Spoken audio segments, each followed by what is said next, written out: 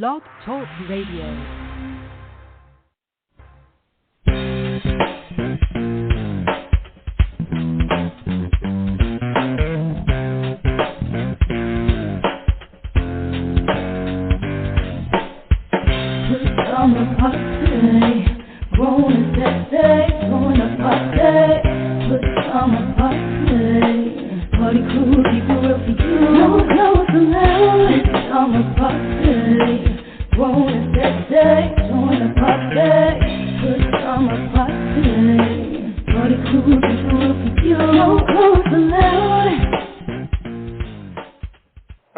To another Friday night edition of the Pajama Party. How about that?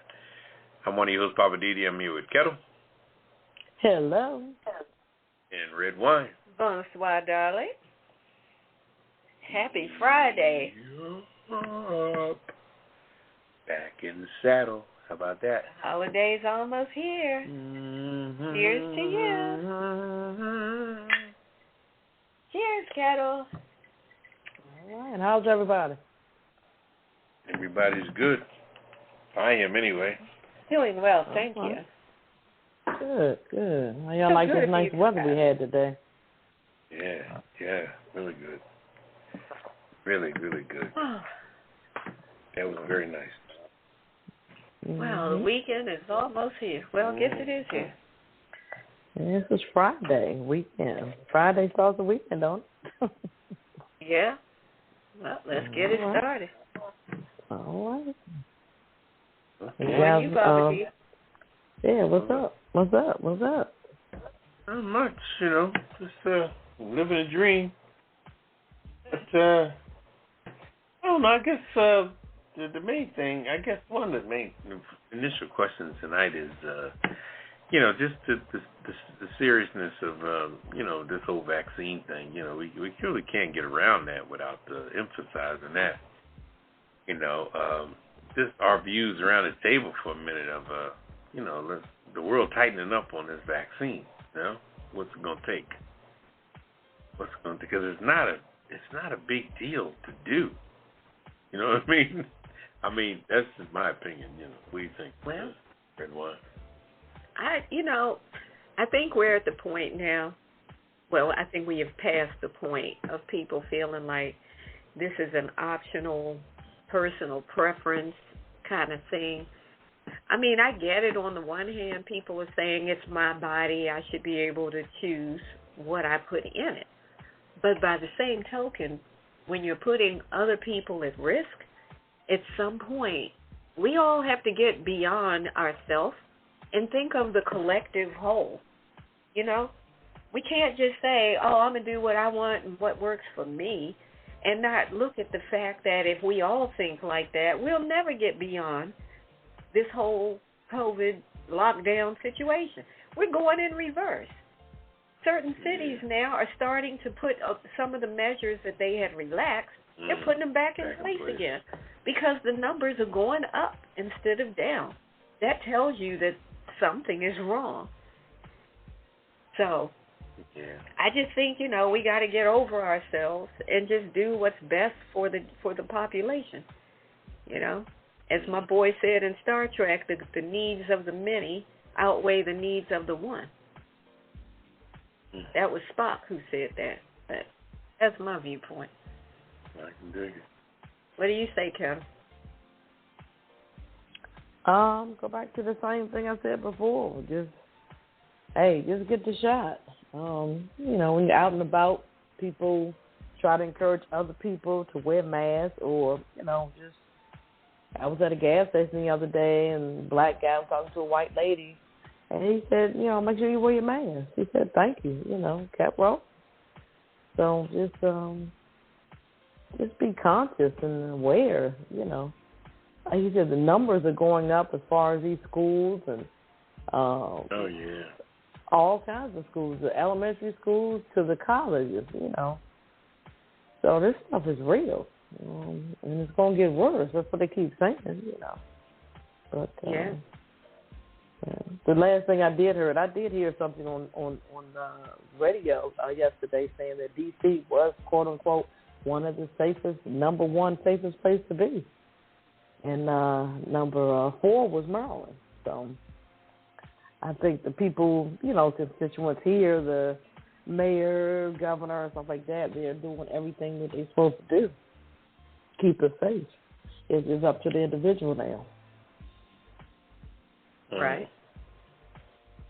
Well, one of the counties in Maryland has gone back to virtual learning again because the COVID cases were increasing, I guess, at an alarming and ridiculous rate. So, now they're having to go back to that. And the kids, I know, are not happy. They were finally, getting back into the groove of being at school again. Now they got to go back to online learning again. Yeah. This is going to be a hot mess. Yeah, I heard it on the news today where they're everybody's like virtual again and all this again, and the parents. You can't keep. Now the parents have to become teachers again. And disrupt their lives. Exactly. Yeah, but my take on that is like you said, Ketel, it's just a shot.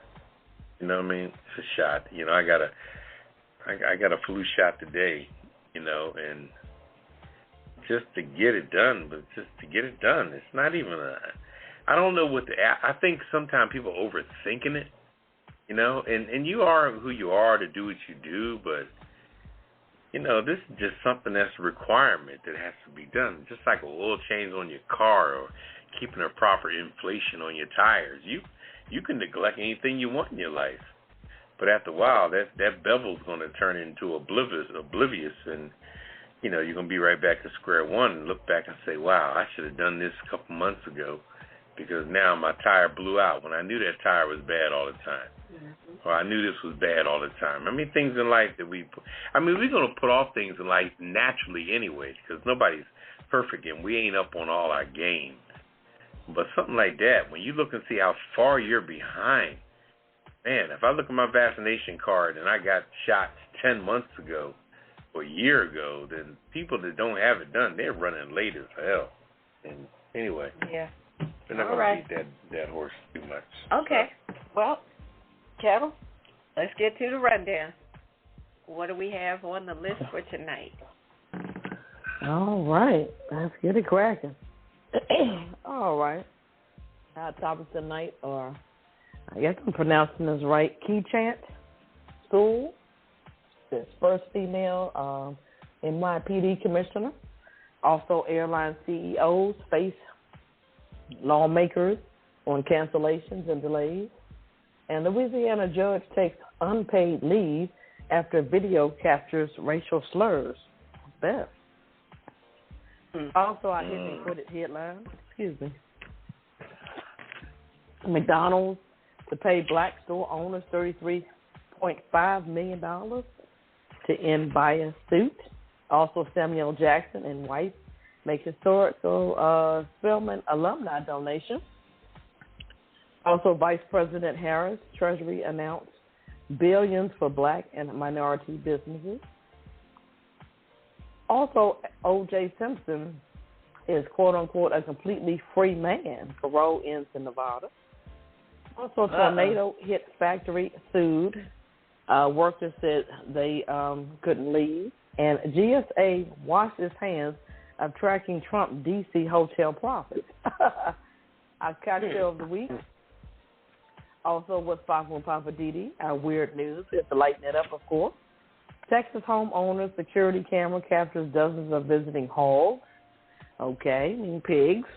Not the Redskins. Kraft will pay you $20 not to make cheesecake for Christmas. And also, Minnesota teens 4-inch mouth gap recaptures world record. Okay. Strange.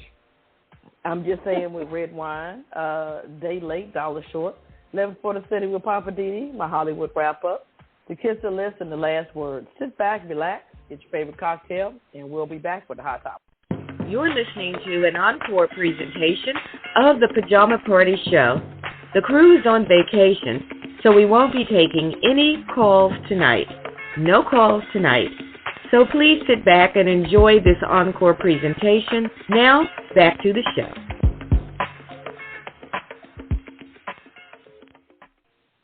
All right, welcome back to Pajama Party. One, your host, Poppa DD. I'm here with Ketel.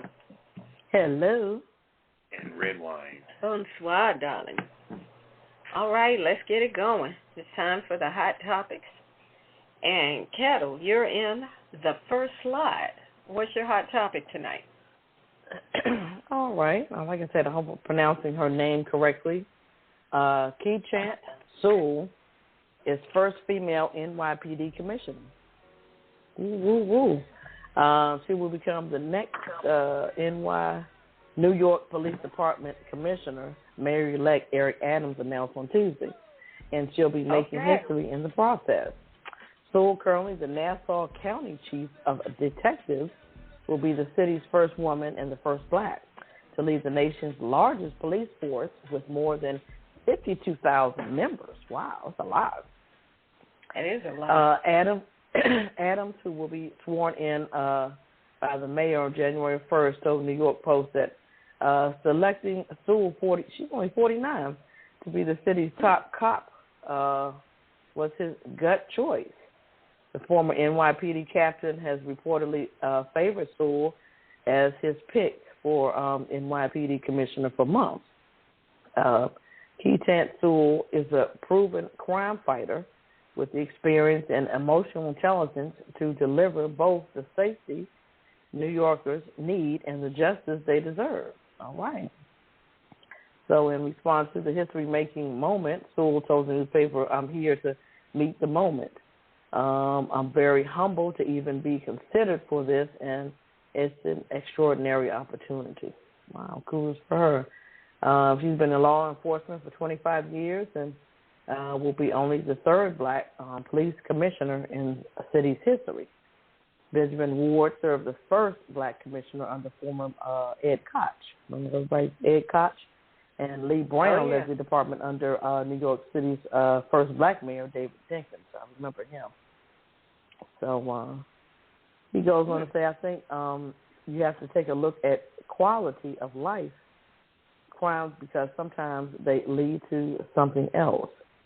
You have to make sure you're using the broken windows theory, the enforcement of those low-level crimes in a way that's not discriminatory, in a way that addresses the problem and doesn't actually over-police it in some retrospect. Okay. Makes sense. That's good. Mm-hmm. All right. Kind of, yeah. Kind of sounds like this case that what's going on with, I think his name was Dante Wright, where the white officer shot the guy in the car and she made a mistake. And, I mean, they just pulled him over for something stupid, you know. But, yeah. You know. And now that brother's dead and his son is fatherless. Right. That's what I'm saying. So, you know, some petty crimes don't need to be dealt with in such a manner as it has been in the past. So, just, you know, try to do something different, I guess. I think that's what I'm saying. So kudos to her, though.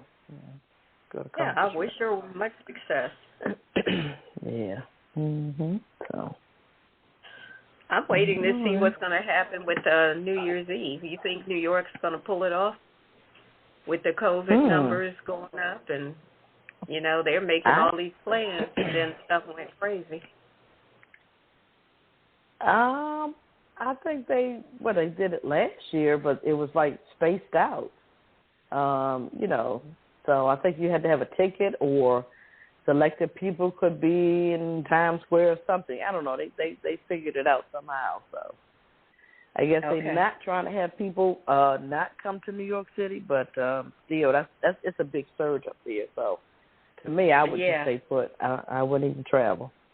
So not to New York City. I'm sure they're not trying to have a super spreader event.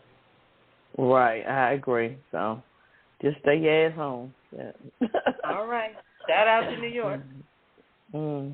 Yeah. All right. I've got one on the airline CEOs. They're on the hot seat with the lawmakers up on Capitol Hill over the recent cancellations and delays that the airlines have been going through. And this is in spite or despite the $54 billion bailout that Congress gave them. and they still can't seem to get it together. So major U.S. airline CEOs were up on Capitol Hill on Wednesday being questioned by lawmakers about whether or not they spent those billions of taxpayer dollars appropriately. So the industry received a bailout, as I said, of $54 billion at the height of the pandemic when, of course, air travel came to a screeching halt.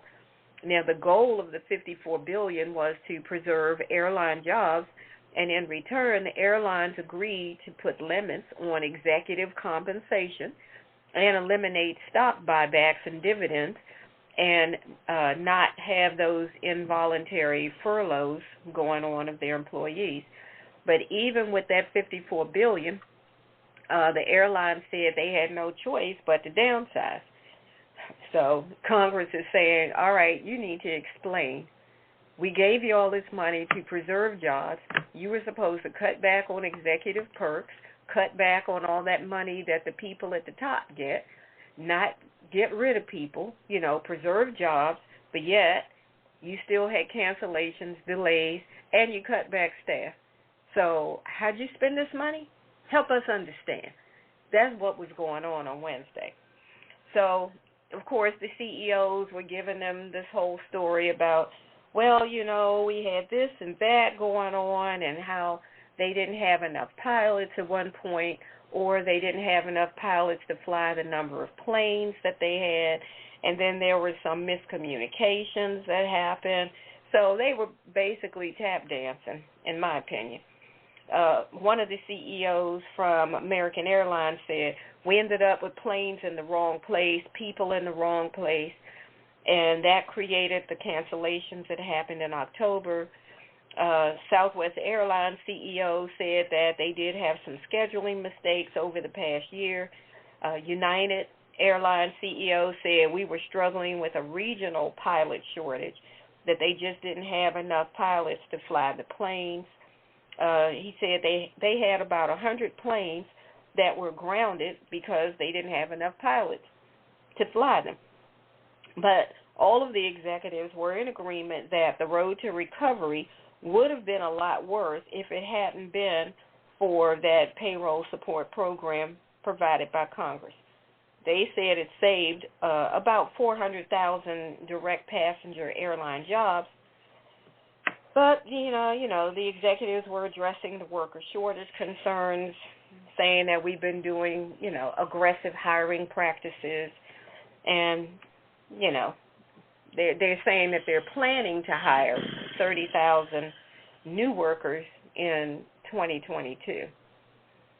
But they still didn't really explain, so how did the numbers go down if we gave you all this money to keep the numbers so you could hold on to people until the COVID freeze basically was over? So I don't know how they talked their way out of that one, but,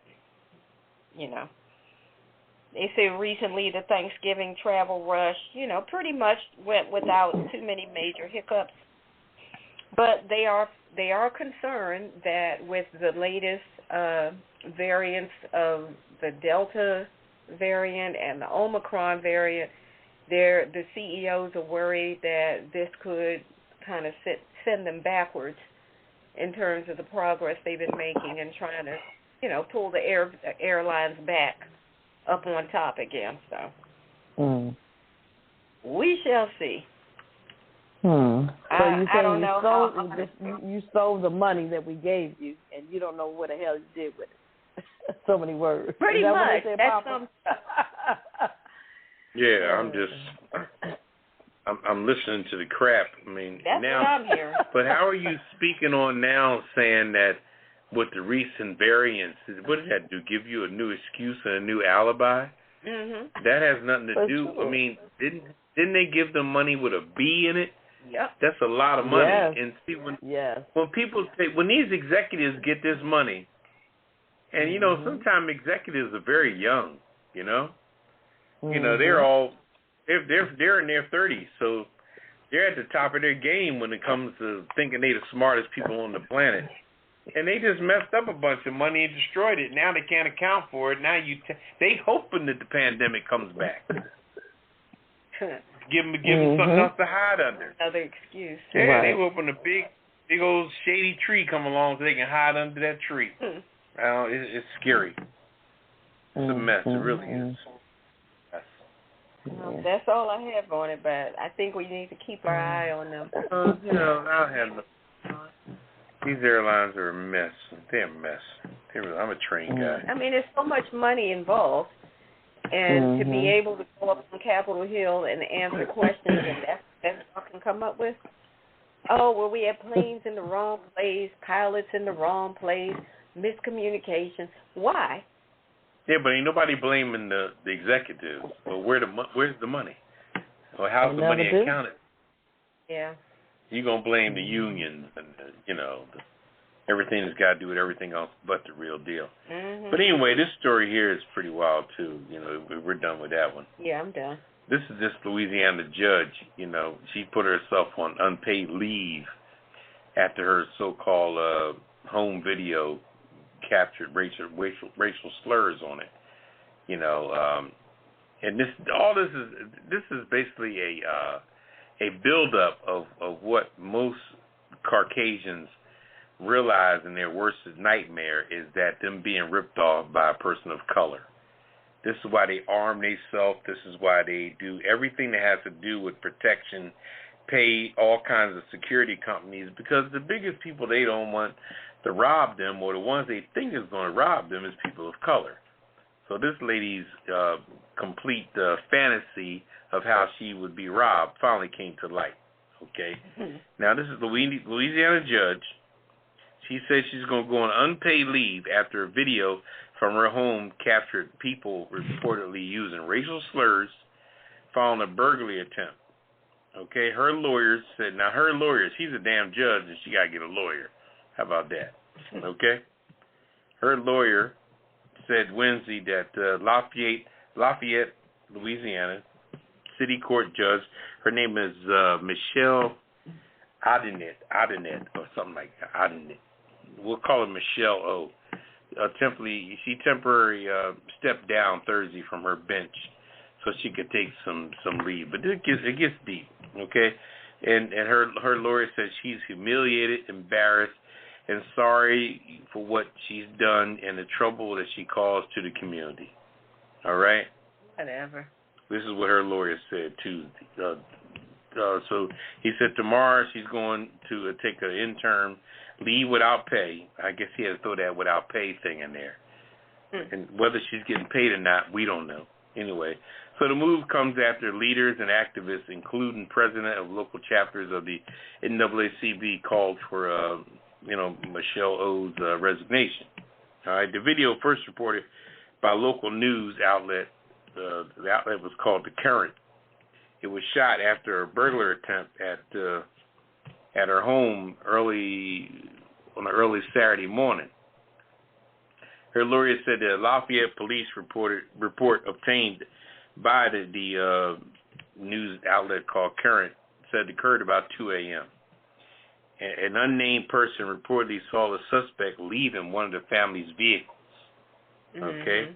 The suspect tried to run, but was quickly caught and held until officers arrived. Okay? This is what the news outlets reported. Was that a citizen's arrest? Now, yeah, exactly. They don't even elaborate on that. They say an unarmed person, an unnamed person. They're not even going to say who did it, whether it was a police officer or whoever or whatever. To me, it's just somebody had a gun. An unnamed person reportedly saw the suspect leaving one of the family's vehicles. The suspect tried to run but was quickly caught and held until police officers got there. Now, in the video, which appears to show people discussing a home security video on the suspect's captured, a man could be heard saying all kind of stuff like mom's yelling, N-word, N-word. A woman's voice can be heard responding, we have an N-word, and it's an N-word like a roach breaking in our house, yada, yada, yada. They're just describing the video as it's happening. So apparently whoever recorded them in the house, something leaked somehow. I don't even know how it got out, but it must have leaked, or Yeah, anyway, let that out. The judge says that it appears at the same point on the video that the lawyer said that, but he declined to say that it was her actual voice speaking on here. But she claims that she don't know what happened because the burglar really upset her so much that she took a sedative and she doesn't remember anything that happened. After she watched the video, she was so upset by what she saw in the video that she took the sedative, fell asleep, and the next morning had no recollection of who said what in the room. But in turn, she's running for her life to take a leave of absence and everything else. Man, these white folks talk out of both sides of their damn mouth. It is how do you get away with this shit? It's unbelievable. It's unbelievable. I mean, so they in there dropping N-words. Dropping N-words like it ain't nothing. They looking at TV like we watch the Super Bowl.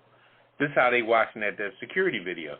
But my question is that who leaked the video in the house of everybody cursing out loud? That's a good question. I don't understand. I did read another article that said one of the male voices that was dropping N-word bombs was her son, who has now been kicked off of his swim and dive team in school. I think he's a high school student or something. I don't know if he's high school or college, but whatever school he attends, he has been kicked off of his diving or swimming team. No, once the story got out, because they apparently either heard or believed that the male voice was his. Well, this is just another case, and I'll close out on this. This is just another case of, like, white folks, why don't you just tell us how you really feel? Because they hobnob with black people all day on the job. I'm sure this judge has about 4 or 5 different county clerks in there, sisters that she, that work for her. You know how the judges got all kind of clerks that at their beck and call in there. The bailiff is black. Everybody in the courtroom works for the judge because the judge is, they're king or queen in their courtroom, and it's mostly black around, especially Louisiana. The bailiff, the court clerk, the this one, the that one. But then when you get back to your little home up in the suburbs, all you can say is N-word, N-word, N-word. And you're working with M-words all day long. So like I said, tell us how you really feel about us. That's what's really deep. I believe they did. Yeah, well, it's amazing how when they get in on their own time, they turn to a whole different, and that's what we should never forget, because when them jokers get on their own time, they speak in their mind like they want to speak. Behind closed doors, they feel free. Yeah. Anyway. So how long is she suspended? No, she's not suspended. She took a leave of absence. Oh, okay, gotcha. Okay. Yeah, she took a leave of absence, claimed that she took a sedative, don't remember nothing, and got to get her head right. And I don't think she probably will come back. Oh. See, sometimes when you resign, you can go to a wider circuit court. She can go somewhere. She can go somewhere in Louisiana where it's white as snow, and they'll love her. So. Yeah. Anyway. I agree. That's some foolishness. All right. Yeah. Well, I'm putting her on the kiss it list. There you go. Well, if anybody want to join in the conversation, hit us up tonight, 914-803-4306. And press 1. Press 1. Get in the queue. All right. Yeah. We're going to take a quick break, and then we're coming back with the Hit It and Quit It headlines for this week on the Pajama Party Show. You're listening to an encore presentation of the Pajama Party Show. The crew's on vacation, so we won't be taking any calls tonight. No calls tonight. So please sit back and enjoy this encore presentation. Now, back to the show.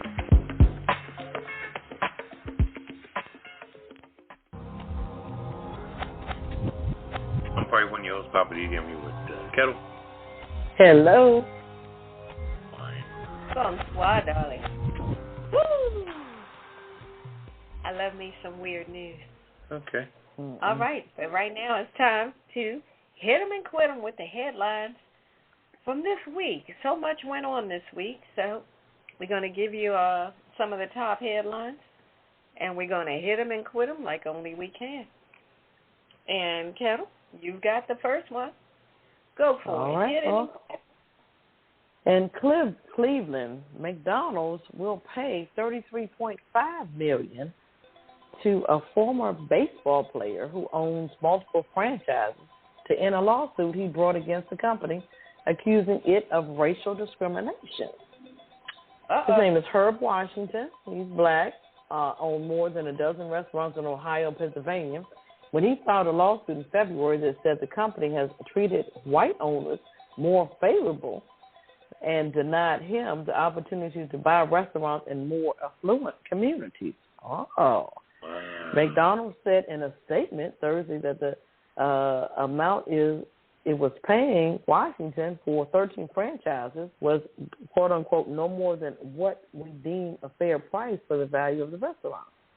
While we were confident in the strength of our case, this resolution aligns with McDonald's values and enables us to continue focusing on our communities, to the communities that we serve.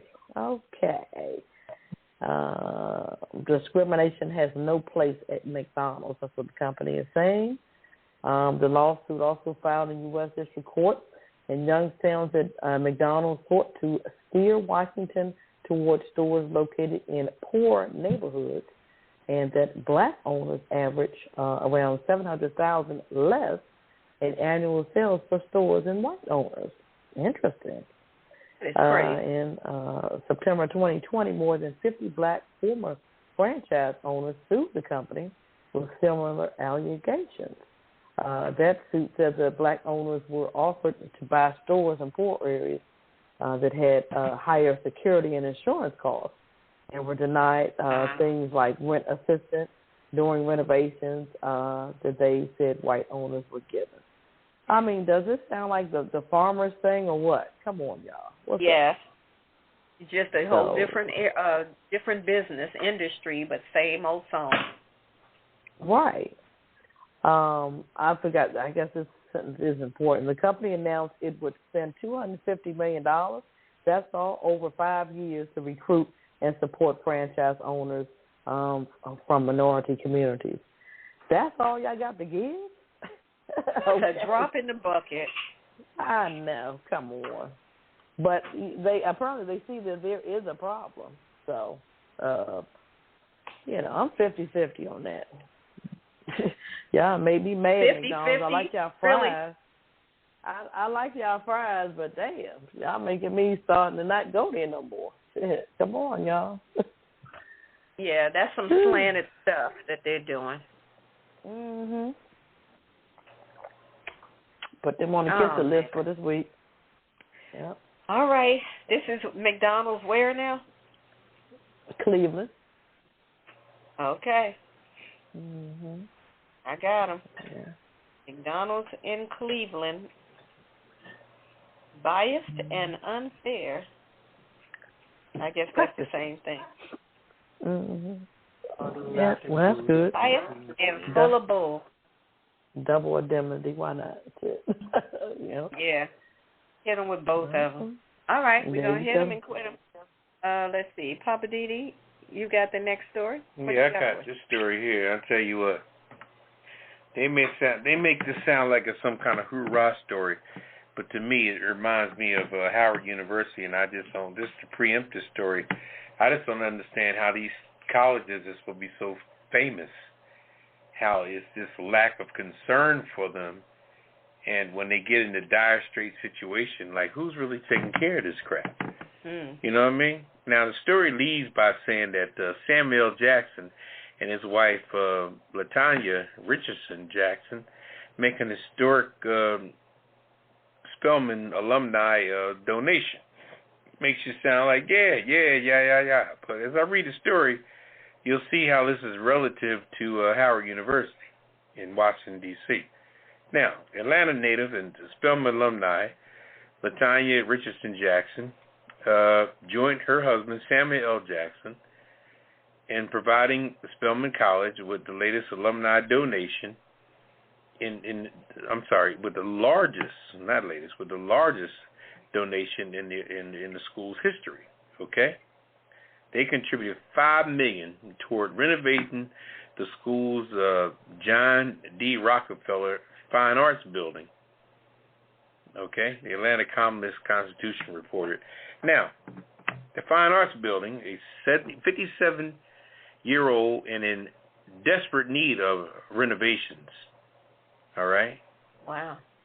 Now, this building suffers from asbestos, poor ventilation, lack of handicap accessibility, as well as outdated theater, dressing rooms, bathrooms, all warrant and recent decisions by the college and renovations with constructions that was especially supposed to start in the spring of 2022 once they get this donation from the Jacksons. Now, you can set up this fast renovation thing, but why you been dragging your ass with all these situations? And the sad part about it is that kids have been performing in this raggedy-ass building with all this shit going on. Mm-hmm. Now, just like Howard University, when them kids was out there making their demands on stuff, people sat back and I'm sure what's her name, Debbie Allen and her sister, they stood up for a minute, but the president of Howard University sat back sitting on his hands for a minute to see what was happening with it. But these young people, they're spoiled as hell. A lot of them wasn't born until 2002, 2003. And a lot of these kids are suburban kids. They was raised in houses with central air. How the hell you going to put a fan in the motherfucking window with kids was raised on central air? I don't understand that move, that's just one thing. But getting back to the story in Atlanta with this situation here, and all the time you keep hearing about, Spelman and the other college, what is the brother college across the street there? Oh my gosh, what is that for? Spelman and it's on here somewhere. Yeah, I can't think of it right now. Yeah, but anyway, Morehouse. That's it. So he went to Morehouse, she went to Spelman, and after all these years of people saying, yeah, Morehouse and Spelman, you would think all that stuff is elaborate. If you can't fix it up, then go to Home Depot where the Spanish jokers got the pickup trucks in the parking lot. Oh, my gosh. You know what I'm saying? Come on, really? It don't take a lot of money. Asbestos, that's ridiculous. Oh, and that building, you say that thing is 57 years old? Yeah. The Fine Arts Building? But it's not so much the age, it's that we know what it's built from, and this should have been taken care of. But everybody is hyping it. But, they're looking at the other buildings that have to do with science and whatever, or, stuff like that. But I don't understand. But then the hoopla of these particular colleges, when there's a bunch of other HBCUs that are probably in more dire straits than that. But everybody's putting, and this ain't the first people to contribute big money to these two colleges. That's but true. Just like you said with the airlines, where the hell is the money going? That's a good question. Where's the money going? Everybody gets donations, and then when the people get the check, people look at it, it's almost like when you say what you're going to do when you get your income tax check. Right? Man, remember back in the day? Oh, man. Yeah. Ooh, when I get my income tax check, man, I tell you what, I'm going to change the world when I get that income tax check. Man, you get that income tax check, that shit's spent over a weekend. Yeah. And you ain't done jack of what you said you're going to do. All right. And, I can't speak on that because I'm paying internal revenue every goddamn year. But anyway, I'm just saying. But you know what, that's probably what happened with Howard. I think since the president ain't saying too much, maybe he took most of the damn money. Shit, went to his salary. Exactly. I think a lot of the money is going to people's salaries. Exactly. Not only salaries, but the luxuries thereof. When different people go to, when the president goes to places and coming back, there's always a black limo out there. Well, not so much a limousine, but, those black... sedans that pick people up, Yeah, call a sedan. Yeah, call a sedan. Call a sedan. You know them sedans. Shoot, when them sedans sing you the bill, boy, right? Shit. Yeah, you might as well have got it stretched. That stuff is, but, in the long run, we're making jokes about it, but I'm just saying the fact that everybody in this world needs to understand this here, and I'll say that for my piece. Anyway. Well, I just want to add one thing. when you were talking about where does the money go, now, Mm-hmm. where I work, they participate in the Combined Federal Campaign, the CFC, Mm-hmm. where they have this whole long list of all these nonprofit organizations that you can do payroll deduction and donate if you so choose to. But what's interesting is that if you want to look into it, you can just click the link, and you can look at what percentage of the money you donate, how do they do it? I think they do it based on every dollar. What percentage of every dollar goes to the company's overhead? And it's amazing how some of these companies have like 15, 20%, 30% is overhead. Now, when you're donating for a cause, you want your money to go to the cause. But some of these nonprofits that have such high overhead, if you don't look into it, you would never know. And it's not like it's hidden. Well, what's their overhead? Is it salary? Yeah, Or overhead is like the work? rent. It's the administrative, the rent for the building, the salaries, all of that stuff. Mm-hmm. And whatever the difference is goes to the actual cost. So if you're doing like an animal shelter or something, if it has a 40% overhead, then only 60 cents of every dollar you donate is going to help the animals, directly, and then the rest is going to everything else. Oh, yeah. So I mean, do you I'm think only that's saying fair? that to say, I'm not saying whether it's fair or not. All I'm saying is when you give money to an organization, you need to be aware of how much of that money goes directly to what you're trying to give it to. Right, I gotcha. You know. Mm-hmm. So that's all I'm saying. Because when I started looking at that stuff, I was like, wow, if I'm going to do this, let me find an organization that has a very low overhead and donate to that. Because I ain't trying to pay all this other crap that comes off the top. But anyway, all right. We're going to hit them and quit them, allegedly. All right, I got one on Vice President Harris and Treasury. They've announced billions of dollars for black and black minority businesses. And we'll see how that goes. Vice President Kamala. My name is trying Kamala. to make sure I say Don't it. call me Kamala. Oh, here we My go. name is Kamala. Don't call me Kamala. Kamala Harris and Treasury Secretary Janet Yellen headlined an annual Freedmen's Bank Forum on Tuesday of this week, announcing $8.7 billion in federal funding for financial institutions that serve minority and underserved small business owners. I don't know where they get all this money from, but they've set it aside for minority and small business owners. So the sizable investment announced by the Office of the Vice President and the Treasury Department is part of a $12 billion that was secured last year by Vice President Harris when she was still a U.S. Senator, along with Senators Cory Booker, Chuck Schumer, Mark Warner, and U.S. Representative Maxine Waters, who was chairman of the House Financial Services Committee. So there's an act that's called the Jobs and Neighborhood Investment Act that was intended to support community financial institutions that serve low to moderate income and minority communities, as well as respond to significant loss of black-owned businesses and everything pertaining to, of course, the COVID pandemic. So, bottom line is, this money's been set aside. They got a program set up. I don't really know how you get any of this, what you have to do to apply. The story didn't elaborate. It just said that the Freedmen's Bank opened 37 branches in 17 states. At one point, it did collapse due to mismanagement, etc., by the executives.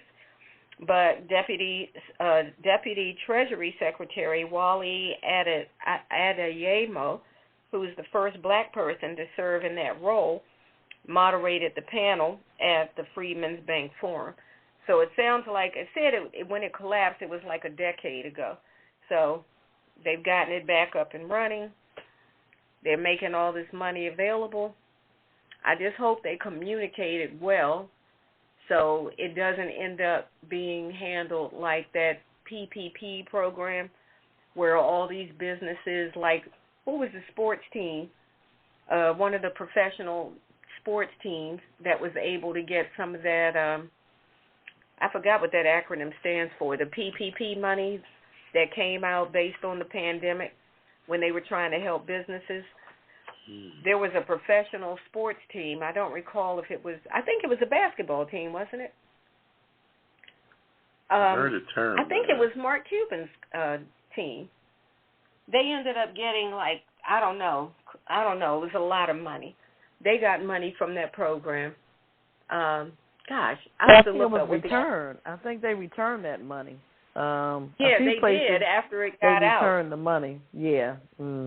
Big deal. I don't know if they were going to return it automatically, or was it because word got out that they had gotten it, and then the shame of it. I don't know. But you're right. They did return it. But there were, quite a few companies who jumped in front of the line and got money that they clearly didn't need. And the companies who really needed it didn't get an opportunity.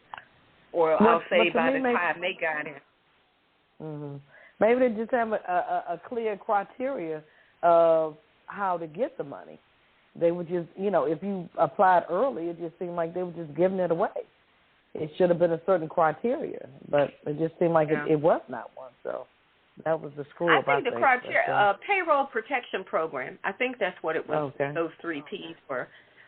The point of it was for people to be able to continue to pay their employees through the pandemic. Because the idea was they don't know how long COVID was going to last, so they were thinking, well, it may be 3 to 6 months, something like that. This can allow you to keep your employees paid so that, people don't just fall off the edge of the earth in the meantime. So this particular program, the vice president has started up again. Is it similar to it? Is that what you're saying? That's what this is? To me, it has some similarities, but in this case, it's specifically for minority and underserved communities. Okay, here we go again. The white folks gonna come after us again. But anyway, I hate to like say they did with the farmers. I know. Yeah. Okay. All right. You're hitting them and quitting them. All right. I have the next one. OJ is completely a free man. Really? OJ is a free man, 74-year-old. He's 74. Former football hero and actor, acquitted California murder defendant and convicted Las Vegas armed robber. We got a long title. Was granted good behavior credits and discharged from parole effective December the 1st. Okay. It goes on to say Mr. Simpson is completely a free man now. Okay. Simpson declined an immediate interview and intends to remain in Nevada. Okay. He became an NFL Hall of Famer and the first running back to gain 2,000 yards in a season. Buffalo Bills in 73. Wow, that was a long time ago. He acted in movies and served as a rent-a-car company. Hey, that was a commercial rent-a-car when he was running through the airport. So it became, this became the travel. Yeah. They were saying, go, Juice, go. Yeah, he was acquitted in 95 of the double slaying of the ex-wife Nicole and the boyfriend Goldman. But then you're going to go back out there and steal your crap back. That's why he went to jail. But, it is what it is. So he's a free man, so that's it. And see what he's going to do in his next chapter of his life. Should be interesting. So, all right, that's it. Hopefully he'll stay out of trouble. All right. We'll see. Keep it moving. All right. Back to you, Poppa DD. What's up? Really? Boy, y'all moving along here. Anyway, wasn't much to say. On a sad note, up in Kentucky, Mayfield, Kentucky, survivors of the, as you know, the tornado that hit the different places up there, and saying that a Kentucky hit factory, they sued workers, said they couldn't leave. So let's see what's up with this here. The survivors of the tornadoes that leveled a Kentucky candle factory. You heard about all that on TV. Killed 8 workers. They have filed a lawsuit claiming that their employers demonstrated frequent indifferences by refusing to allow employees to go home early as the storm approached. And I can believe that completely. Wow. Because, bosses always act like they want to be aggressive. And it was most of us in that, because if you've seen by the survival things, it was a lot of sisters that was talking about they were stuck and things like that. So the lawsuit filed in state court late Wednesday accused the company of violating Kentucky's occupational safety and health workplace standards by keeping its staff at work despite a danger of death and injury. The suit seeks compensatory and punitive damages from the Mayfair Consumer Products. Bob Ferguson, a spokesman for the companies located in the western town of Mayfield, he previously insisted that employees were free to leave anytime. Yes, sure they were. And he denied that they would have faced retribution if they left the factory. So the company CEO named Troy Propp said in a statement Wednesday that the company, and I'm sure he wasn't even there at the time, his ass was probably home, on high ground. He reported that the company had retained an independent expert team to review the actions of managers and employees leading up to when the tornado struck the factory. The lawsuit claims that the factory had up to three and a half hours before the tornado even hit the place of business to allow employees to leave its work site in a safe, precautionary manner. And the factory showed frequent indifferences to the right, where people are saying, I want to go home, and they're saying, we got a production to put out as close to Christmas and all that. So wow. This is an ongoing situation that's really deep. And it happened, as you can see, people are complaining about it immediately. This happened the other day. And people already filed lawsuits saying these bosses wouldn't let us go home. And it's almost they couldn't hold them, but when people throw threats on your livelihood saying, if you go home, you're fired, and a lot of people working in the candle factories are really, they're vulnerable people. They're good black people, that. And they had a lot of immigrants working in there too. Yeah, I'm sure. So it's just sad how, and then the bosses are going to say, no, they're free to go. Yeah, really, give me a break. And your ass is safe. And these people had to get rubble taken off their heads. One lady said she was trapped up against a wall, couldn't move. She's crying as she's talking on her cell phone, talking to the police, and then this is a mess. I mean, some of these towns are so backdated with racism, and it's crazy. But two people I haven't heard from yet in this whole situation, which is what's his name? Mitch. Yeah, Mitch McConnell and a guy named Rand Paul. Oh, I'm going to talk about Mitch. Rand Paul and Mitch McConnell. I haven't heard anything from them, and this is the state they represent. Now, Mitch can get up there and talk about supporting Trump and everything else, but he ain't say a flipping word concerning anything about the tornadoes. Oh, he finally came up. Mitch finally said something, but I'm going to talk about it. He didn't say it a couple of days when it was in effect. No, I said finally, like as in today. Oh, please. Piece of crap. Okay. Anyway. Anyway, speaking of pieces, I'm sorry, were you done with that? Yeah, I'm done, yeah. Okay. Speaking of pieces of crap, GSA, General Services Administration, they allegedly have washed their hands of tracking Trump's organization's D.C. hotel profits, which is what they were supposed to have been, one of the things they're supposed to have been doing. So they basically said, we're done. We're not tracking that anymore, according to a congressional report that was released on yesterday. And this was, the report was put together by a Democratic-led House Transportation and Infrastructure Committee. They said that GSA ignored critical ethical and constitutional issues involving then President Trump's financial interest in the hotel. They said in the report that GSA failed its basic responsibilities for not tracking millions of dollars from foreign governments that stayed at Trump International Hotel, nor did they look into the origins of the $75 million loan that helped the hotel continue operations when, during COVID, when stuff started drying up. Somewhere, a $75 million loan came up that they later said came from the family. But GSA didn't go track it down and verify it or nothing. So the report faulted GSA for not investigating, as I said, that loan that allegedly came from the family. They didn't look into the sources of income, the conflict or potential conflicts of interest for private financial interest in Trump's role as president when he was president. They also didn't review the amount of profit that the hotel was generating from foreign government payments, which was a potential violation of the Constitution's emoluments clause, which prohibits presidents from getting gifts or payments from foreign governments. I mean, it just goes on and on about all the stuff that GSA did not do. Because at one point, apparently, GSA just decided, you know what, I'm done. We're done. We've looked at this long enough. We're not tracking it anymore. I don't know who or when GSA decided to just say, we're done with this. But additionally, the House Oversight and Reform Committee released a different report in October that said Trump misinformed the public regarding the hotel's finances.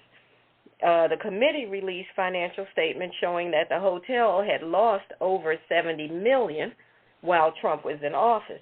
Apparently, they're saying that was not accurate.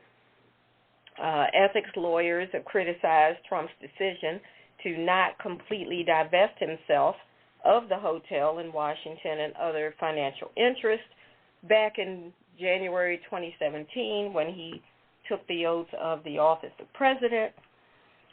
The report repeatedly faulted GSA for not canceling the family's hotel lease, even though the language in the lease, which is weird to me, the language in the lease says that the federal lease with the Trump family runs for nearly 100 years with extensions. Who signs a lease to anything for 100 years with extensions, mind you?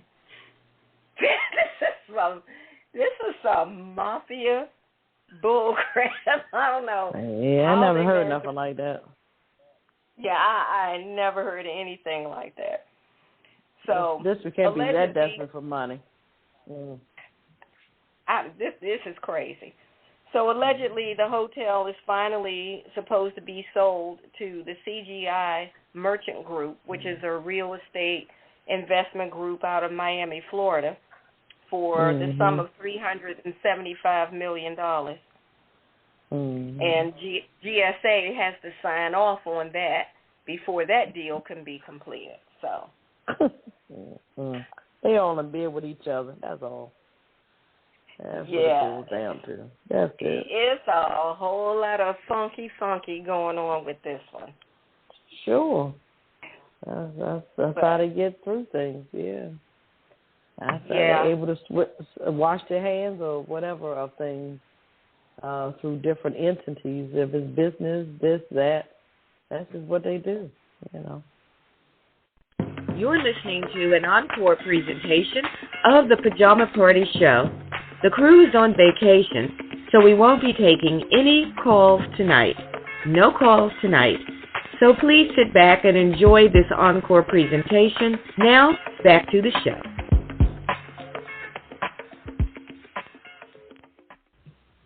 All right, welcome back to Pajama Party 1. You're with Poppa DD and with Ketel. Hello. And Redwine. Bonsoir, darling. All right. It's time for Ketel and the cocktail of the week. All right. This is called the Classic Saratoga Cocktail. This classic recipe for a Saratoga cocktail. It combines everything of the Manhattan and Metropolitan, and it dates back to the 19th century. Dates way back. The recipe dates back to 1880s. Okay. So we have 1 ounce of brandy, 1 ounce of whiskey. So I'm trying to keep warm this winter. 1 ounce of sweet vermouth, 2 dashes of bitters, and a lemon twist for garnish. So we're going to gather all these ingredients and mix in a mixing glass filled with ice for the brandy, whiskey, and sweet vermouth and bitters. And that mixing glass stirred and strain into a chilled cocktail glass. And that garnish of a twist of lemon or an orange peel, whatever you prefer, or both. And that's it. That's a Saratoga. All right, Saratoga. Mm-hmm. Thank you very much. I like it. All right, enjoy. I'll have a nice creamy one or champagne one probably next week. So enjoy this one this week. Okay, thank you so much. The cocktail of the week is brought to you by Ketel and DC Homegrown Entertainment, our parent company, and we thank you both for that. We're going to pass the mic over to Poppa DD for What's Poppin'. What's poppin', Poppa DD? Well, like I was saying earlier, I just when I look at the different colleges and everything, that it seems like everybody's just perpetrating a fraud. You know, when the money trickles down, or like they say, when the rubber meets the road, it's always some controversial stuff. Like when that situation was going on at Howard University, where them kids were protesting, nobody took them serious initially. You know, and I'm sure the president looked at, because most of them were freshmen. You know, so I think that was the freshman dorm that was in disarray like that. So you look at them like, well, wow, what are them freshmen complaining about? Blah, blah, blah. They should be lucky they're going here.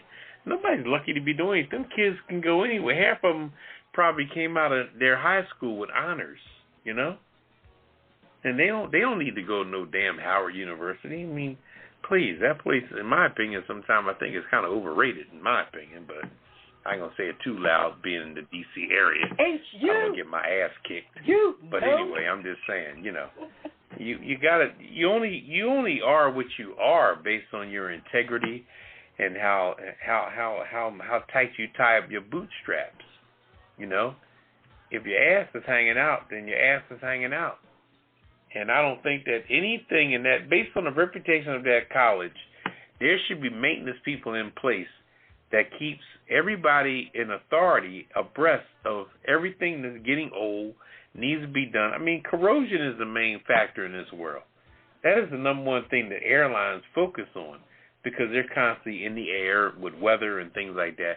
So corrosion is a buildup on your car battery and everything else. Corrosion is one of the biggest situations in this world. And corrosion sometimes is based on neglect, lack of, people not paying attention to. And once you get corrosion, the next aspect from corrosion is crumble, you know? If your battery in your car gets too much corrosion, that shit just ain't going to work at all. I'm going to be honest with you. And after a while, it's just going to be, you need a new battery, because corrosion has just diluted the plastic and everything else. But getting back to the colleges and all, when you got situations of asbestos and in the case of Howard University, mold and mildew, and, you know, this is neglect. This is something that's not, and I wouldn't say so much neglect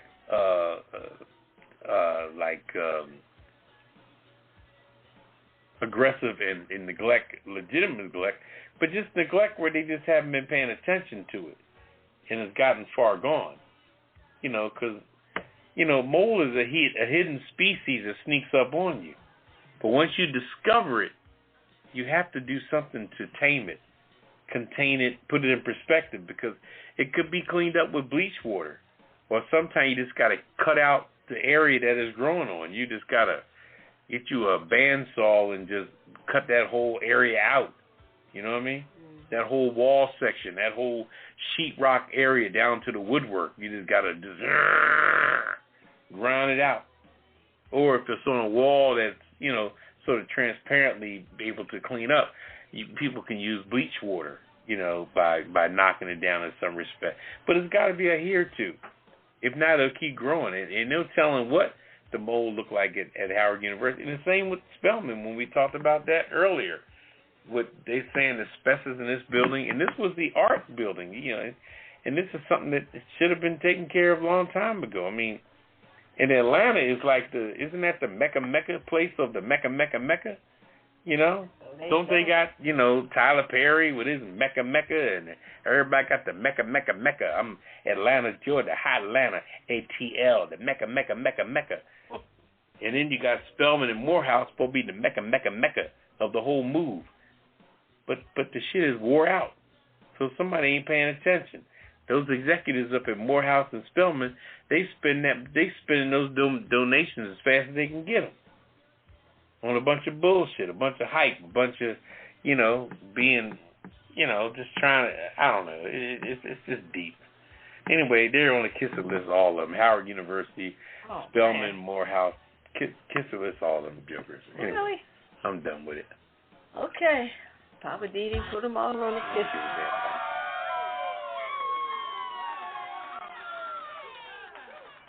I'm a high school dropout. I don't give a damn about no college. Yeah, whatever. You can announce those. I can't do those. All right, Ketel, we gonna lighten it up?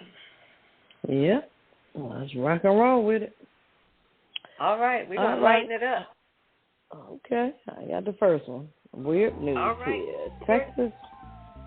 Texas homeowner security camera captures dozens of visiting hogs. And that's not the Redskins.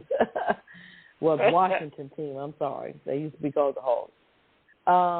A Texas man who spotted evidence of wild hog activity outside of his home checked his security camera footage and was shocked to see dozens of the animals had visited overnight. Glenn Garner of Siena said he was walking his daughter to the bus stop when he saw the footprints and other evidence that hogs had visited his yard during the night. He said, I saw a ton of damage in our front yard, in our neighbor's yard. Some of the houses down the street were hit worse than ours. Garner said he checked his security camera footage and expected to see wild hogs, but he was shocked to see how many of the animals had been through his yard. He estimated 25 to 30 hogs were on the troop. You've seen one hog, okay, Garner said, and then you see the whole family troop filing in. It's just like really bizarre, he said. He said the hogs did a lot of damage in a very short amount of time. They move really quickly. Looking back on our camera, they were in our yard less than a minute. Wow. The Siena homeowners, the Homeowners Association said wild hogs coming down the banks of the Brazos River have become a seasonal problem in local neighborhoods. So, hey, they just passing through. They just, they don't know any better. Wow. So, yeah. Okay. Wild hogs. I'm just glad that they weren't, outside when it happened because, they could have got trampled on or something, Something else bizarre could have happened other than them messing up the yard, So, Very true. Very true. All right. Okay. Mm-hmm. Well, my weird news is about Kraft cream cheese.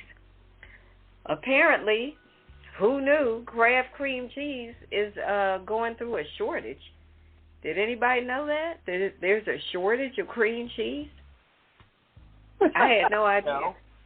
But Kraft says that there is a cream cheese shortage, and they're using it to manipulate that as a marketing opportunity. So they've launched a campaign that says for just a few days during this holiday season, a limited number of people will be able to spend $20 on dessert and charge it to Kraft, the owner of Philadelphia Cream Cheese.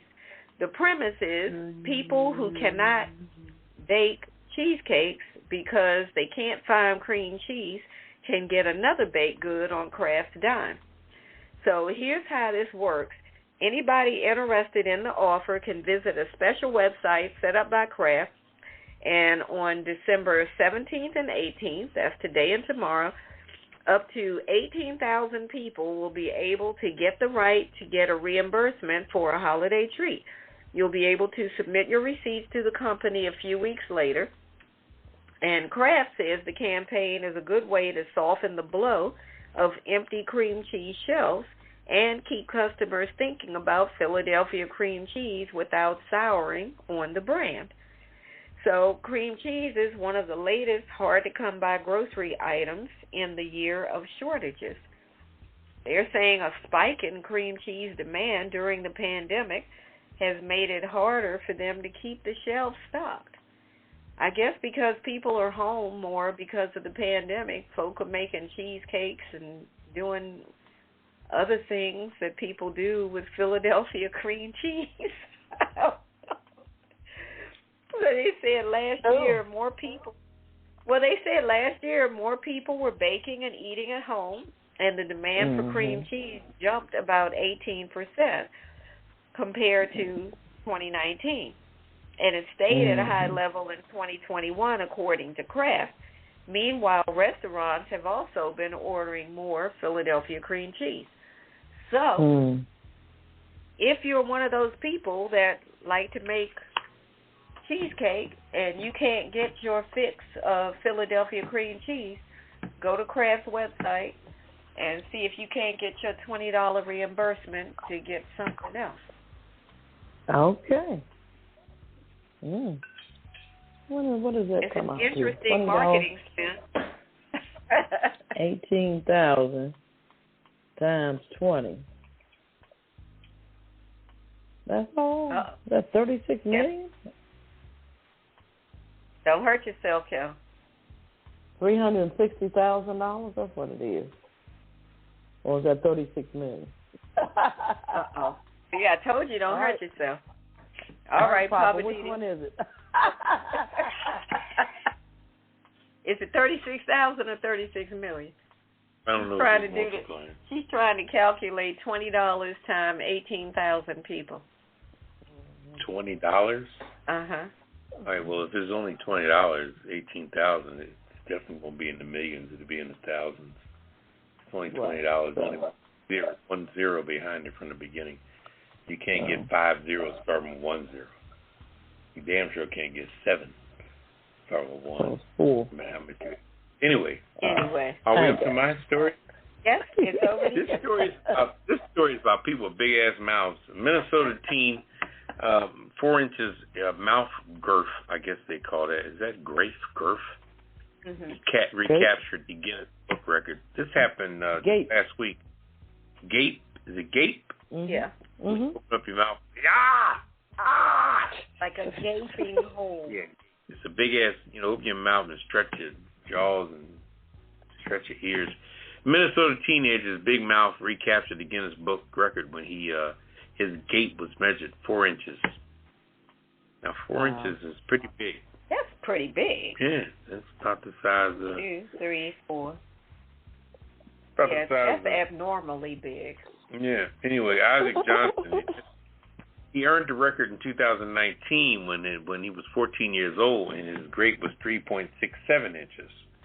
But he lost the record to a Pennsylvania teenager a few months later, but then he now recaptured it, having a full 4 inches. So the person must just beat him by a couple of fractions. And he said, I guess it must have grew as I grew. So maybe doing it, open my mouth, stretching it out, maybe that helps too, So he told a radio station in Minnesota. Anyway, Johnson said he's been invited to appear on a TV show about Guinness World Records. I'm sure that's a wild-ass show. Tall, short, big legs, big butt, big titties, whatever else they do on this show. Anyway, it's an amazing, unforgettable experience that I'm very lucky that I have naturally big mouth, and he looks forward to the TV show. Well, now I'm curious. I'm going to have to measure mine over the break and see. Your mouth ain't that damn big. Well, I'm sure it's not, but I'm wondering, like, how big is it? Okay. Well, that wraps up the weird news. So, yep. Anybody measure, open your mouth and see how wide you can open your mouth, and you can compare it to this dude who has a 4-inch gape opening on his mouth. So he's got 4 inches opening from the top of his mouth to the bottom. That's pretty big. That's like cartoon big. I don't know how he did that. Anyway. Ooh, it's like grape, but without the R. It's gape. Grape, gape. Yeah. Okie dokie. That's why it's the weird news. What can we say? You're listening to an encore presentation of the Pajama Party Show. The crew is on vacation, so we won't be taking any calls tonight. No calls tonight. So please sit back and enjoy this encore presentation. Now, back to the show.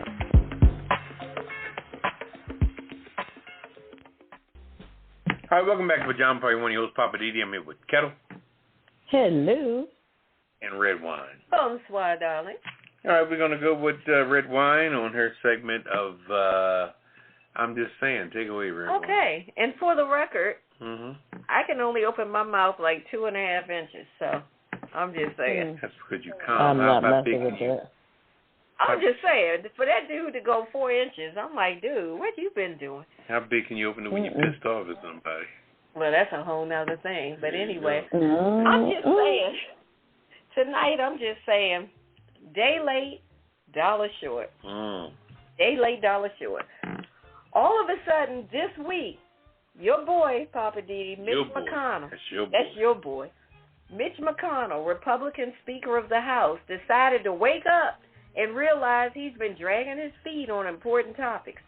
Old Mitch finally got around to going to Kentucky to survey the damage done by recent tornadoes. Right. He's a senior citizen from Kentucky. The junior citizen, junior senator is Rand Paul. Let's recall that Mitch represents the state of Kentucky as their senator. Yet, he didn't go to Kentucky until 2 days after President Biden. What were you waiting for, Mitch? As usual, you were a day late, dollar short. I'm just saying. And also, out of character from Mr. Antagonistic Mitch McConnell, he was thanking the president for how quickly he reacted and responded to Kentucky's emergency situation and how Biden was doing everything possible to help the people. Now, you know, usually Mitch McConnell has got nothing positive to say about Biden, the administration, or anything done by a Democrat. That's right. But all of a sudden, Mitch is singing a whole different tune. Yes, he is. It just makes you wonder, like, what is up with you? What you been taking this week? Something Mitch McConnell is just getting around to, apparently, was, trying to do the right thing. What's up, Mitch? Someone finally pulled your coattail and told you to put your butt in gear and go home and check on things for yourself? Your old-ass butt. Yeah. Or did your conscience finally get in touch with your brain a few days after the fact? I'm just saying, Mitch, you are a day late and a dollar short. And speaking of being out of character for Mitch McConnell, today Mitch made a statement that the American people need to know the findings that come out of the January 6th Commission. Now, again, let's recall, Mitch McConnell fought against this January 6th Commission from day one. As soon as whoever came up with the idea said we need to investigate, form a committee, et cetera, Mitch was like, no. It's a waste of time, waste of effort. Nothing can come out of it.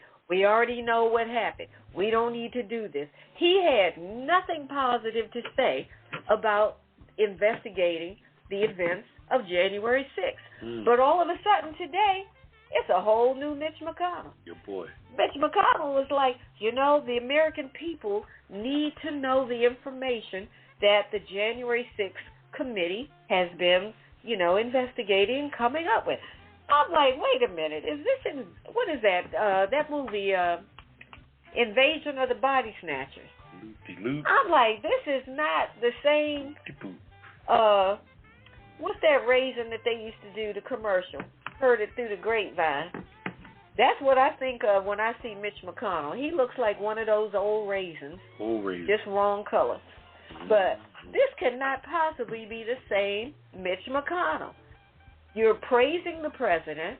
Now you agree that the January 6th committee is doing something beneficial, and you finally got off your butt and decided to go to Kentucky, to your state, and go check on your constituents 2 days after President Biden has been there and gone. You are a day late and a dollar short, Mitch McConnell. I'm guessing maybe it was the ghost of Christmas past pulled up on Mitch and told him some stuff, showed him some stuff, and he realized, I better get it together.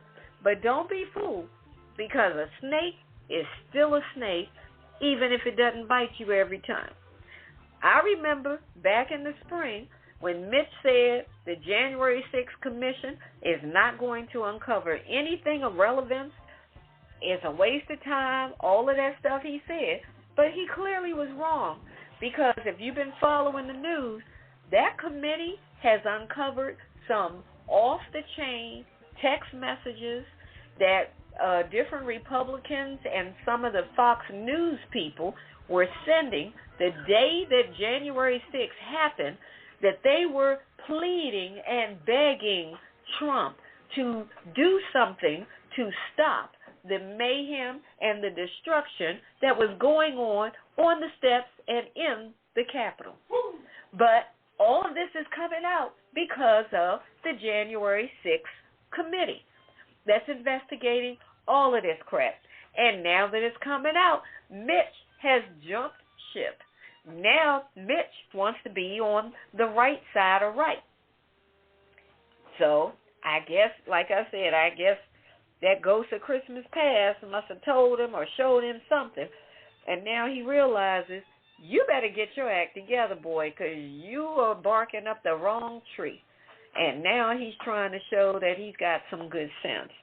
But like I said, I'm not fooled. I don't trust him. He may be saying the right thing this time, but he's still Mitch McConnell, and he's still the leader of the Republicans in the House. I'm not going for it. So we'll see what happens. But like I said, Mitch is a day late and a dollar short. This is Redwine. I'm just saying, Mitch is probably running game. I wouldn't trust him any further than I can throw that wrinkled raisin. That's all I got to say.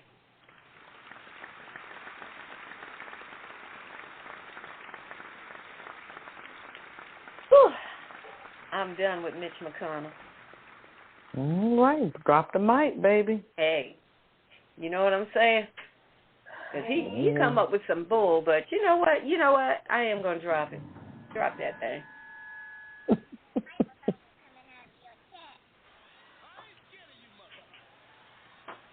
All right, we're going to go to a quick break, and then we're coming back with Poppa DD and Living for the City.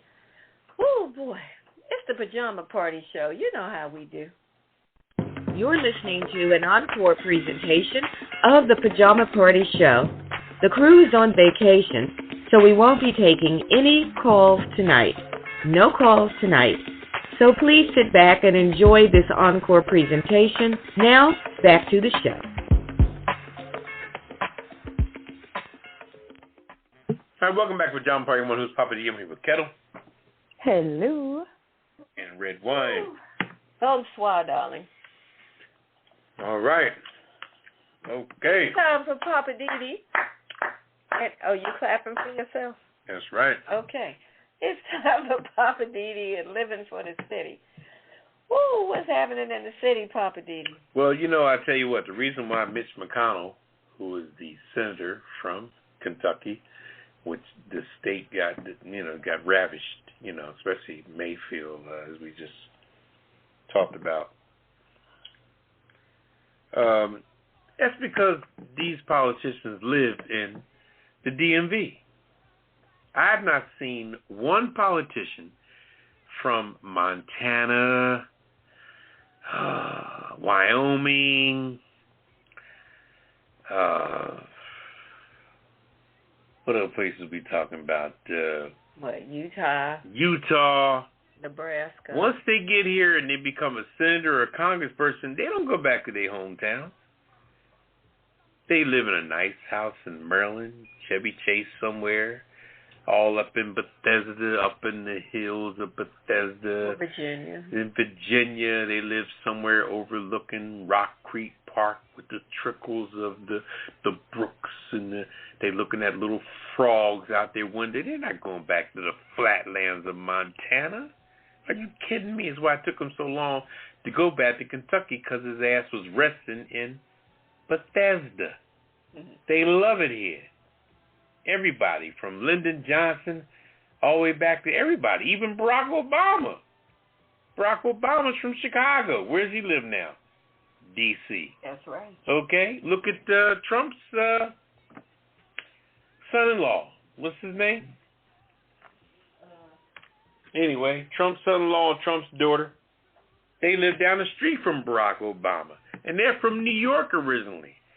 Every politician that comes to D.C. from any one of these flatland states way on the other side of the world, when they get here, they stay here. That's why D.C. is becoming so gentrified, because, you know, they're catering to the rich. You look up and there's cranes everywhere. Everywhere you look in D.C., there's a crane building something else. And black folks are running for their lives over to Prince George County. They got to get out of D.C. They kicking them in the butt as they run. Ain't nowhere for them to live no more. It's a damn shame. It's a damn shame. They done took the whole Southeast and turned it into a baseball field. Nats Park. Lord have mercy. I used to date a girl who lived right there at third base. Now it's a damn stadium. Ain't that a damn shame?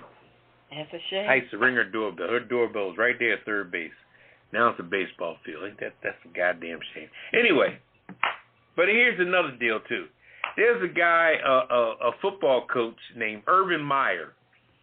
This man was a coach of, I say was because it's past tense since yesterday. He was the coach of the Jacksonville Jaguars, which is an NFL team. Now, this man was such a dirty dog, they finally got rid of him. A few weeks ago, they lost to the Cincinnati Bengals. Instead of flying back with the team when they lost, he flew back to North Carolina, claiming he was going to a family event. They filmed him in his bar in North Carolina humping on a little young girl. He married like a monkey, but, you know, only him and his wife will settle that particular argument. But the owner of the Jacksonville Jaguars thought he would, you know, get the respect of the team, and he didn't, so yesterday they fired his ass. But here's the real story. With the big news that Urban Meyer from the Jacksonville Jaguars got fired, when you turn on these sports programs, ESPN, Get Up in the Morning, all these different programs, the only people talking about Urban Meyer was black sports analysts. It seemed like all the white sports analysts took off yesterday. I looked up at Get Up, the show with a guy named Green. He's a Jewish guy. He was there. He hosted the show. But his panel, which usually has a couple white guys, Jeff Saturday, some other white dudes, they were all off. Because for some reason, white folks don't want to talk about other white folks. Now, mind you, the black folks that was there in their place beat the motherfucker. They beat Urban Meyer down to the ground. Talking about the stuff he did because he hired a racist guy as a strengthening coach for the Jaguars. He was a racist dude from Iowa, and he told him about that. And a whole bunch. The man done a bunch of stuff. Finally got rid of his ass, just like they did with the other coach from the Los Angeles. I mean the Raiders, the Las Vegas Raiders. What was the guy's name? Gruden, or Gruden. He was a racist dude too. Anyway, they find out to be these people, but what I'm saying is that, in a nutshell, is that one thing you don't do in life, don't talk about white folks around other white folks, okay? On your job, do yourself a favor. You're going to talk about white people with other black people. Don't sit back and talk about white people with other white people. That's a bad move, okay? Because they're always looking out for each other's reputation. That's how they was raised. I got news for you. Stop thinking you got anything in common with white folks. You're better than them. Believe me, you are so much better than them. Your mama and daddy raised you better than them. Some of that poor white trash, they don't know their ass from a hole in the ground, okay? And you come up with all that intellect and niceness and kindness that you learned from your parents, and they ain't got none of that shit, okay? So do yourself a favor. Stay who you are. And this, like I said, don't never talk about another white person in your environment with another white person. Go find you a black motherfucker to talk about white motherfuckers. I'm just giving that little piece of advice. Anyway, now, I covered the fact that the Congress people and the senators do not go back to their hometowns. Mm-hmm. They live here in the DMV, okay? I covered the fact that it was only blacks only. When they talked about Urban Meyer yesterday, he got fired. Blacks beat him down to the ground. White folks called out sick because none of them, they still want to go to games and all. It's always, and I'm not beating up on white people. I got a couple white friends out there, 2 or 3, you know. But it seemed like they always want to cover their tracks. They're amazed on how black people are so open and free with their conversation. They are so precautionary with everything, you know.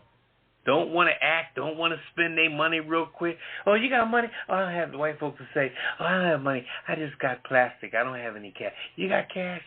Well, yeah, I got cash, motherfucker. You think, what the fuck you think? I got cash. How many white friends have done that to you?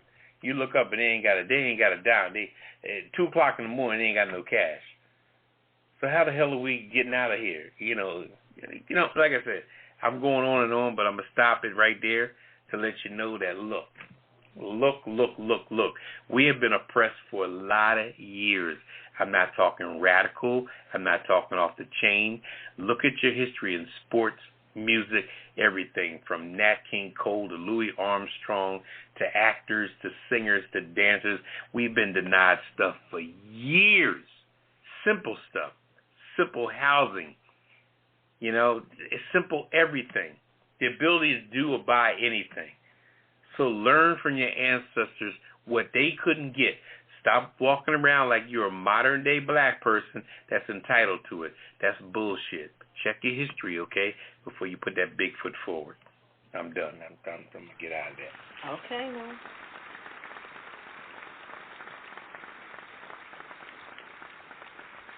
Poppa DD. All right. Yep. We did the damn thing. You dropping your mic, too? Mm-hmm. Uh-oh. Drop mic night tonight. Uh-oh. You clanking bottles and dropping mic. Okay. All right. Drop the mic. All right. Okay. The 2 St. Pauli girls clinging. I hear you. All right. All right. Well, we're down to the Hollywood wrap-up. You ready, Ketel? Sure. Take a break. Or you got to put your makeup on, your false eyelashes, or you want to go right in? Hey, we can go right ahead. I'm good. Okay. She All said right. her face is beat. She's ready to go. Here we go. Let's go to Hollywood. All right, take us there, Poppa. Hollywood. Hollywood. All right. Thank All you, right. sir. I appreciate that. LeVar Burton, he's back in the news.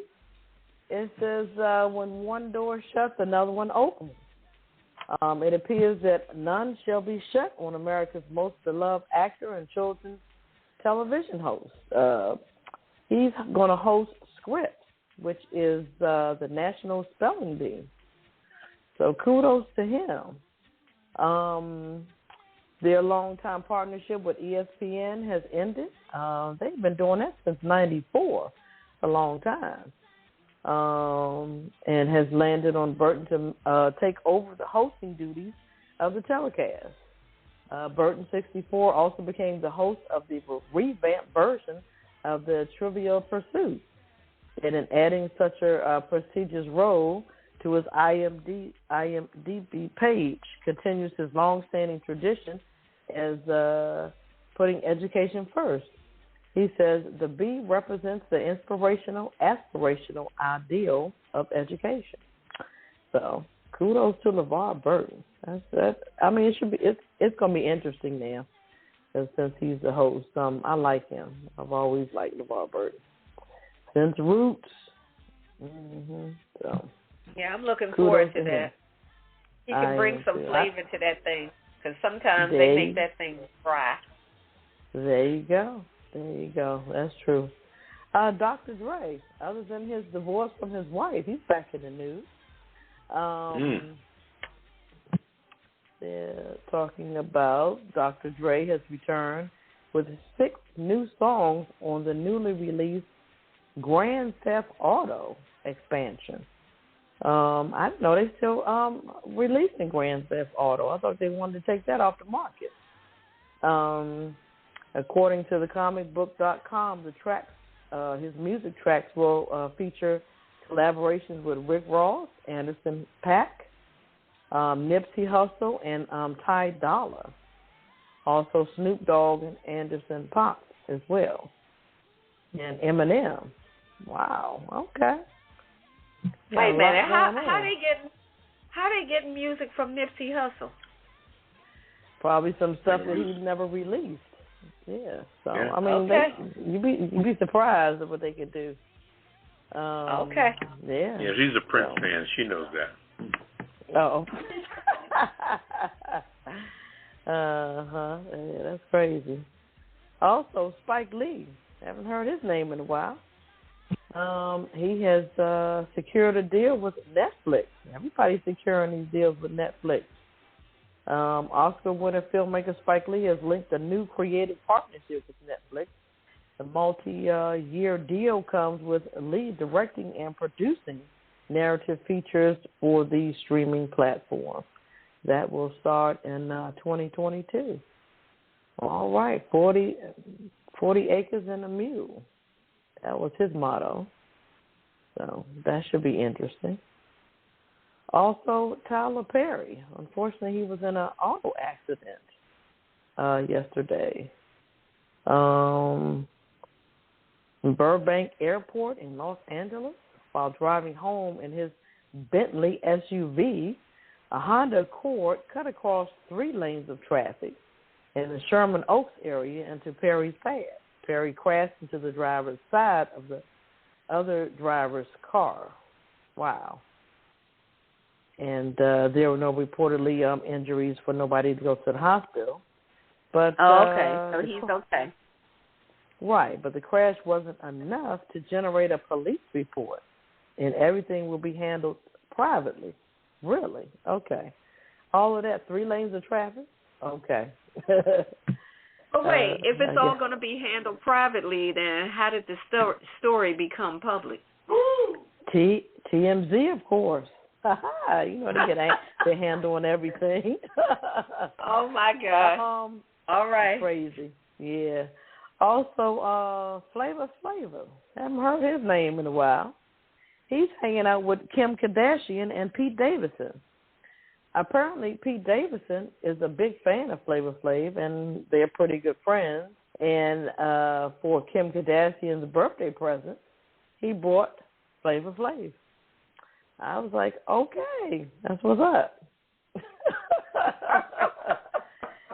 That is what's up. So you see him in a photo with Mama Kardashian, Kim Kardashian, and this character, Pete Davidson. He is too much.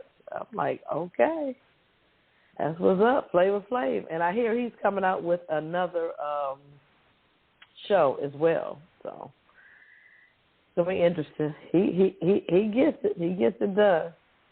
Also, Black Panther. But Letitia Wright, she's been hospitalized since September. She had an accident on the set of Black Panther 2, but rumors were swarming around that she was going to leave the franchise because she didn't want to take her COVID shot, or I'm like, okay, yeah, I read that. Yeah, so from this report, the rumors are not true. She's just been hospitalized, and they have stopped production because of her injury. So apparently, whatever she was doing is serious. So I guess they're going to monitor that. And last but not least, Pharrell Williams, he's going to receive the honorary doctorate degree from Norfolk State University. I haven't heard his name in a while, so kudos to him. Also, just recently, we just heard that Lawrence Taylor just got arrested down in Florida for soliciting a prostitute. I'm like, okay, that's the oldest profession in the world. You can't go get your own stuff, baby. You have to go solicit yourself or pick up somebody else. Come on. So, of all the things to get busted. Yeah, I thought that shit was over. I thought so, too. I haven't heard his name in a while, but, I mean, crazy. I don't know. All right. That's my Hollywood wrap-up tonight. Okay. Well, you had a whole lot of info tonight. Thank you, Ketel. Ketel always brings us all the scoop and the info and all the deep. Thank you so much. All right, well, we're going to get right to the Kisser list. This is a group of people that showed their ass for the last couple of weeks, or a week and a half, or maybe just yesterday. And all right, who you got first? We'll start with Urban Meyer. He was a fire coach from the NFL team, the Jacksonville Jaguars. And I'm sure with him being fired, they're going to hire a black coach to clean shit up. That's what they always do. When everything is all messed up, they get a black coach in there for a year, then they fire his ass. Clean up on aisle 4. We got Redwine's boy, Mitch McConnell. That's your boy. He finally surfaced after a couple of his towns was ravaged in Kentucky. He's finally, and we still ain't heard from Rand Paul, who was the other senator. Yeah, I haven't heard from him. Haven't heard from him either. So, like I said, they all live up in Prince George County. They don't give a damn. Somewhere. Anyway, I also got Joe Manchin from West Virginia. He's just blocking everything. He's a Democrat, but I think he's an undercover Trump lover. No, he is a Democrat. He's a Democrat. He's from West Virginia, but he's undercover Trump lover. I'm confused. I was like, wait, is he? But yeah, he is. Then you got Herschel Walker for lying about having a college degree. He went to Georgia State, but he left after 2 years to join the NFL. He never got his degree. He's walking around. He's another Trump follower.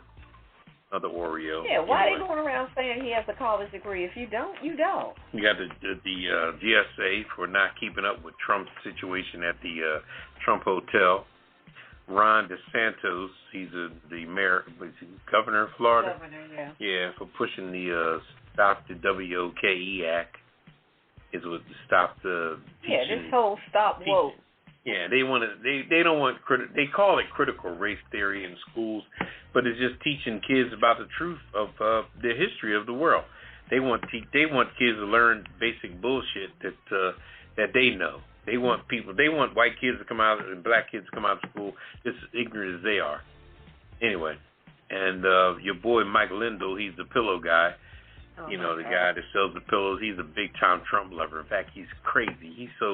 He is so Trump follower. It's not even funny. He says he'll spend every dime of his money to prove that Trump really won the 2020 election. Are you serious? But he's the only one still screaming this after 4 years. He's still screaming this. That man crazy. I wouldn't. I'll tell you what. I wouldn't. He's a jerk off. Dude, go sit down. Oh, God. Did you get that judge? Oh, yeah, and the judge, Michelle O. She's the woman that was watching the video of her house being robbed, yelling out all the N-words out there. And her son. Her and her son saying, there's an N-word robbing my house, there's an N-word robbing my house. She's a judge. Anyway. Not to mention. Oh, go ahead. Whatever you got. Go ahead, I'm done. What you got? I got McDonald's in Cleveland for being biased against the black franchise owners. Spelman University for having bad conditions. Asbestos and everything in their buildings. They're supposed to be a big-time college. Yeah. And don't forget Howard University for having you mentioned Howard their dorms. It was all molded and all that shit. So Get y'all shit together, black colleges. And also, I've got one more group, Turning Point USA. This is one of these, I don't know what you call them, conservative, as they call them, groups.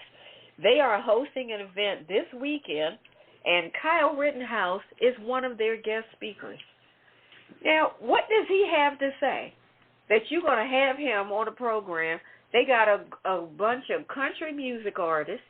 They also have, as guest speakers, Donald Trump Jr., that dingbat Candace Owens, and Tucker Carlson. So that just lets you see what kind of program they got going on. And then they're going to bring, what is he, 18, 19? Kyle Rittenhouse. He was the one that was acquitted. Just got acquitted of killing two people in Minnesota.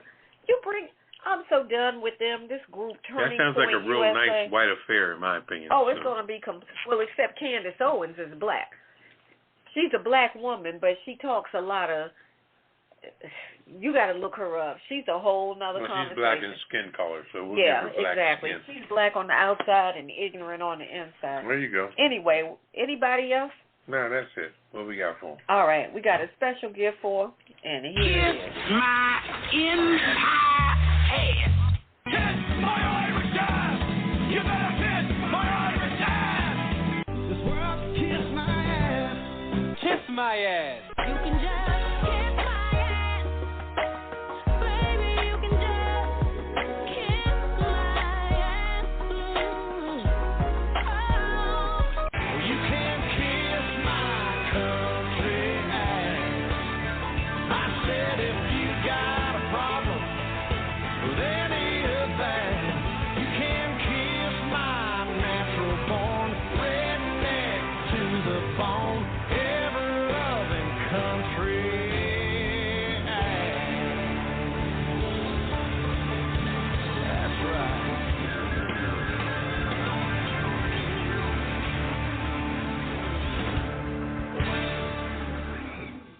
All right, welcome back to Pajama Party. I'm one of your hosts, Poppa DD, here with Ketel.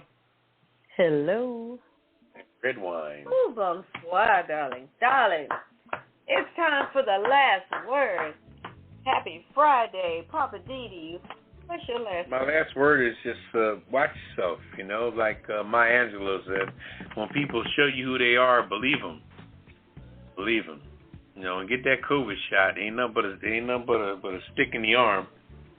And you know, we done been stuck a lot of other places in our life, so sticking in the arm shouldn't be that bad. Hello. Anyway. Hello. My last word is. Yeah, I just lost what I was going to say. Messing with Poppa DD. No, you messed with Ketel. Ketel's smart. No. I was just going to say my last word is don't be like Mitch McConnell. Don't be a day late and dollar short. Yeah. Handle with your business. Do what you got to do. Don't put off things tomorrow that you really need to handle. Don't put off tomorrow what you can do today. Handle your stuff. You know, so many times we get caught up on, I'll do it tomorrow. Well, you know what? Tomorrow is not a day of the week. So let's stop doing that. Handle your stuff that you need to do, because tomorrow you don't know what you might be faced with. So you don't want to carry today's stuff into tomorrow. Don't put off tomorrow what you can do today. Hello. I mean, we all get behind and stuff. We're not perfect. Yeah, I mean, when it happens, but try not to deliberately do it. Do we want to let Ketel say something, or we going to I'm getting ready to kick it over to Ketel now. All right. So, Ketel, what's your... No, you long-winded. I am not long-winded. All right, anyway. Ketel, what's up? You got the mic. My last word is just be safe out here, because these streets out here is too much going on. I mean, things just happened so close to me a couple of days ago. It was behind my house, so it's a scary feeling. And these young folks out here just need to wake up. You know, they need to see what is going on with our city. You know, it's just a big change, and if you are not aware of what's going on, of the change, you're just going to be lost. And they're just going to continue to, shoot them up, bang, bang. This is not the Wild Wild West. Go get education. Go get a trade. Go do something. Unfortunately, Murray Burry, he's not here. But this summer program, or maybe there needs to be a program 24/7, because this is of the urgency. This is, we need some help. Yeah, so just be safe out there. That's my last word. All right. That's a good word. You're right. 24/7 probably would help. I'm not saying it would fix it, but I do think it would help. You can't just say, all right, summertime, let's get the young people involved and stuff. They need something going on round the clock, round the calendar. Yep. All righty. Well, we just want to, again, wish everybody a safe and happy holiday. Please be cautious if you're going to gatherings and things. Yeah. We all want to feel like we can trust our friends and family, but you don't know where people have gone the day before you saw them. So you got to be cautious. Be careful. Tell folks if you're going to get together, everybody get those quick tests or something. Get tested at the door. If you're going to do it, get tested at the door. Let's all be safe. Stop playing around out here. Approach it like it is. It's too much going on. Yeah. I like to have a good time too, but I ain't trying to pay for it with my life. I got stuff to do. You know what I'm saying? I got unfinished business. So anyway, we just want to thank everybody for hanging out with us tonight. We do appreciate your time and attention. And hey, tell a friend about the Pajama Party Show. That's right. This year is almost done, but you know what? We're going to kick it up a whole nother notch in 2022. Right. You don't want to miss it, because we about to set this thing off next year. So be on the train and ride along with us next year in 2022 with the Pajama Party Show. Because, that's what we do. It's PJs only. No clothes allowed. We're going to say goodnight and get on out of here. And you all have a safe and happy and prosperous weekend. Poppa DD, you want to say goodnight? Good night, everybody. You're right. I got stuff to do. I got something in the damn mailbox. Okay. Stuff to do. That's what to do. All right, Ketel, say goodnight. Good night. Thanks for listening. And next time, don't be shy. Join the conversation. All right. And I just want to say shout out to D.C., Maryland, Virginia, Florida, California, Jersey, Philly, and everybody in between. One last note. I did want to give a shout out, happy birthday to our D.C. homegrown actress, Regina Hall. She's a good friend of the show, and I want to wish her a happy birthday. It was December the 12th, but better late than never. So, yeah. Yes, happy birthday, Regina. We love you. All right. Okay. That'll do it for us. We'll catch you next Friday night, Christmas Eve on the Pajama Party Show. See you then. And peace. What Poppa DD? One more thing. Condolences to the Thompson family out of West Philadelphia. They lost their mother just recently. Her funeral was a couple days ago. So God bless the Thompson family of West Philadelphia. Amen to that. All right. And on that note, peace. We're out. Initiating shutdown sequence. Is it all over, Rock? I guess so. I bid you farewell, arrivederci, sayonara, and all that sort of cheers. Well, when you gotta go, you gotta go. Well, good night. Yabiko. Sana. I regret to announce this is the end. I'm going now. Good night, and good luck. Was it as good for you as it was for me? Now give me a kiss and say good night. Good night.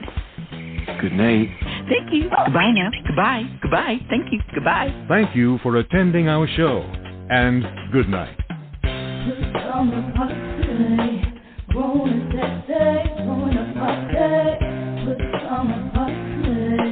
Party crew, keep it real for you.